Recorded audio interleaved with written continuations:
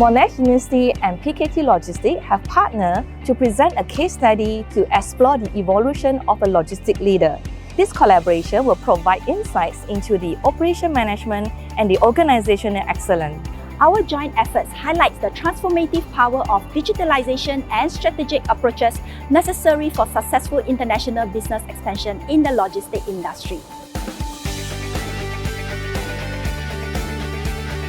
PKT Logistics actually is a logistics service provider, but today what we tell people is PKT is a socially responsible company. We utilize local human resources, we are environmentally friendly, and we have positive impact to a lot of entrepreneurs through our activities. Founded in 1974 as a family business operating from Jalan Kapas, PKT Logistics has transformed to a global leader in logistics and supply chain management. Let me start off by explaining what is PKT stand for. PKT stands for Pork Climb Trading. It was founded in 1974 by Dato' Teo Suket, who is currently our president. And back then, the business was running from a double-story link house, focusing mostly on custom brokerage services. In 1996, Dato' Sri Michael Teo, which is our current CEO, was asked to come back to expand the business in 1996. Just 1 year when he came back, we were hit by a Asia financial crisis in 1997. And Dato' Sri Michael Teo believed that the company should diversify his services and activity portfolio beyond custom brokerage. That's how we came into freight forwarding, transportation and warehousing. After introducing these services, we stumbled upon this automotive logistics. We are joint venture with a couple of these companies, mostly from Japan and also Korea.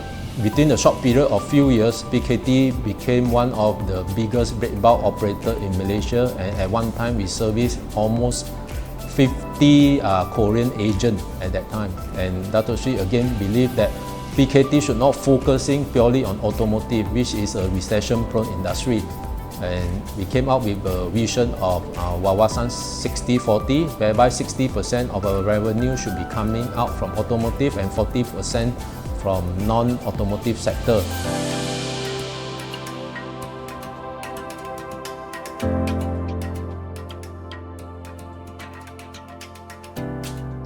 Can you tell us about the Climate Pledge? Climate Pledge, okay. So all the while, PKT has always have our corporate social responsibility. So we have a column in our, we have 4 pillars in our corporate social responsibility. The first pillar is environmental, number 2 is social, number 3 is sports and recreational, number 4 is education. So always there, we support education, we support environmental. That's why we build all these green warehouses and everything. So when it comes to ESG, then we had to pack them into ESG lah. So from CSR into ESG. So environmental is one of the key thing about ESG now lah, because not many people talk about social yet, and governance. Governance, everyone talk about anti-corruption and so forth lah. Okay, that one is honesty ma. All right. So it's our honesty culture ma. So in terms of environmental, we found that we are very well in advance already, because during the time when PKT wanted to penetrate into the MNC accounts, because most of the domestic logistics service provider, our business is also for the domestic manufacturer. So the question is, why the MNC manufacturer never engage a domestic service provider as a logistics company, service provider? So the reason is because of we don't care about environment, we don't care about social, So I always give an example, a typical Chinaman, when you buy a 100,000 square feet warehouse, land, you build 100,000 square feet warehouse, no space for trees and whatnot, because the tree don't make money for you ma. So then, but not the MNC customers, they don't look at it this way. They always care for the environment and social and whatnot. So we decided that we should move towards that direction in a very big way. That's how we came up with the 4 pillars of our CSR. and now ESG. So then when we look into ESG, they talk about carbon footprint, carbon footprint, which is good because we are ever ready and we are already using that as our environmental. Remember, I think you have visited us before a long time ago. We have a pineapple plantation here. Yes, Yeah. the sea of pineapple, The I sea of remember. pineapple. So that creates a big hype. PKT is a very environmentally friendly company. So we started to do transformation because I was thinking ESG is talking about carbon and then we need to have a clear roadmap because now we have a roadmap. They say you need to achieve net zero by the year 2050. So I say everyone is doing that and we are always one step ahead of everybody. We cannot be doing that also. We are already talking about environmental so early. Probably 20 years ago we are talking about that. And we cannot be doing the same and as everyone just, oh yes, we commit to pledge to achieve net zero by the year 2050. So we call all our team to Penang. We say, okay, our poster tagline is we need to save the earth. Okay, I didn't want it to be top down, I want it to be bottom up. So save the earth, we all have a retreat. Managers and above all go to the ship campus in Penang. And we started playing the SDG 30 game. SDG 30 is a game created by the Japanese. It's like treating us all entrepreneur businessmen and how we grow our business and what's our business impact on environmental, social side. This environmental and social. So and we play the game and they realize from the game that as they want to win, to achieve their vision, to make money, that will impact the environment. So the game make them realize that. And then after that, we explain to them about United Nations Sustainable Development Goals, all the 70 goals, and what is this about, and how is it related to ESG now. Okay. After they understand that, then we say, okay, now we need to create our roadmap. When are we going to achieve that? So we concluded that PKT is going to achieve our net zero for scope 2, which is the electricity that we use. We have so many roofs, we just need to install that with solar by 2025 next year. It's already big construction going on to install solar everywhere. Here, Penang, everywhere, Kulim and Bukit Karitam. So then that is scope 2.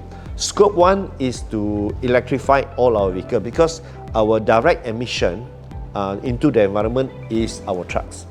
Like factory is their machine or whatever that create carbon dioxide into the environment. So ours is truck.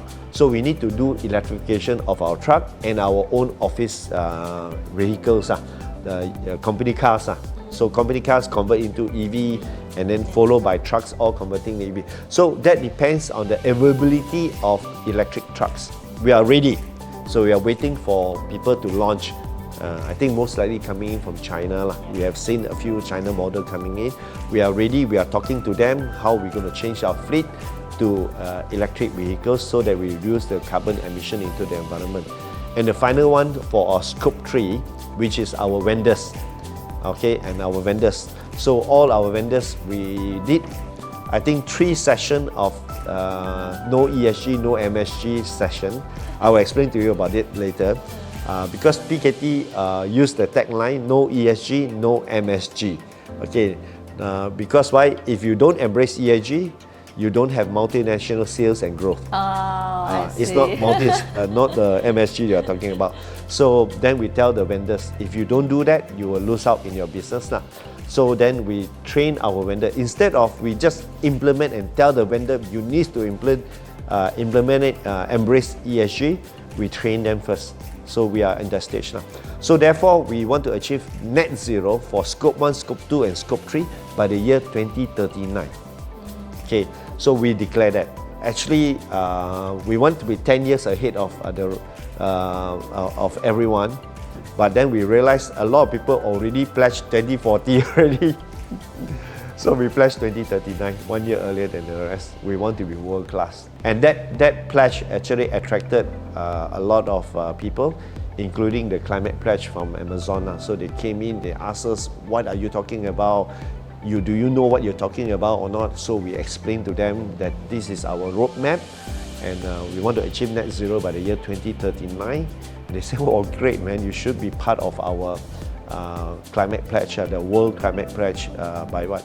So then we did our submission, finally they approved, and then they put us in. So probably PKT is the first company in Malaysia to join the Amazon World Climate Pledge. I think every company must have a very clear vision before they can set what is their direction of the company. So as the CEO of the company, I set a very clear direction first.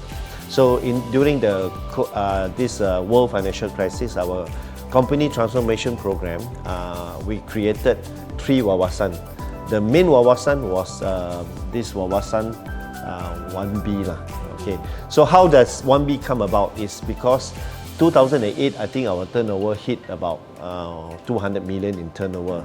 And we wanted to prepare ourselves for IPO and so forth, and we found ourselves we are not ready. So when we did our transformation, we had to create a clearer vision, where are we heading. Then I coined the figure 1B. So at that time there was only 20 of us in the top management level. Yeah, top 20. We went to Port Dickson for this retreat. We came up with the idea. So actually the facilitator asked me, what do you want to achieve from this retreat? So I say, we already achieved 200 million turnover, how about 1 billion? So she turned around and asked all the management team, what do you think about 1 billion in 5 to 10 years time? And actually nobody believed we can achieve 1 billion except one lady. She took out the hand and she pulled back the hand, So, and then we pointed at her, just now you took out your hand so fast, why?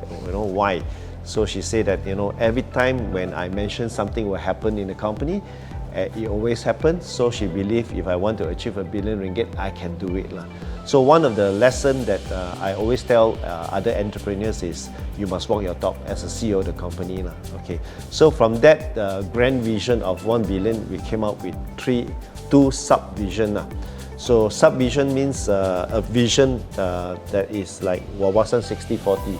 So 60% of our sales still come from automotive, another new 40% come from the non-auto sector. Such as? Such as FMCG, F&B, Global Distribution Hub, Port Logistics and whatnot that we already implemented up to today. Then the other one is ASEAN 30. 30% of our sales come from ASEAN country. So again, I tell most of the entrepreneurs is without a vision, nothing will happen. You can come to work every day, but because you don't have a direction, you don't have a future dream. So everyone just do normal. There's nobody push you to work harder to achieve something. But with a vision, everyone is very committed to make sure that our dream come true, our vision come true. So we came up with this 3 vision, Wawasan 1B, ASEAN 30, and also 60-40 vision. And we work very hard for the next 10 years, from 2008 towards 2018 to 2020. We were about to hit the 1 billion already in the actual fact. And then we have the COVID-19 crisis. So they call it the mother of all crises. Yeah. And during that pandemic time, we also decided to do another transformation because we believe the Vision 60-40 was supposed to be our circuit breaker so that we don't we don't get into negative figures for the company. We don't lose money, stay green, So, but then again, we lost money during the 2020 financial COVID-19 crisis. So we have a corrective measure. Our new vision is Wawasan V50.